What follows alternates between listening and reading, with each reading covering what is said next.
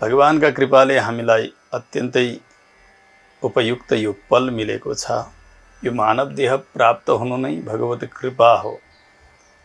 जीवले आफूले कमाएका पुण्यका बलमा मानव देह कमाउनै सक्दैन, किनभने जीवनमा पुण्य अलिकति गरिसक्दा पापको भने ठुलो पर्वत बनिसकेको हुन्छ। यसरी अनादिबाट अनेक जीवन लिँदै पापको संग्रह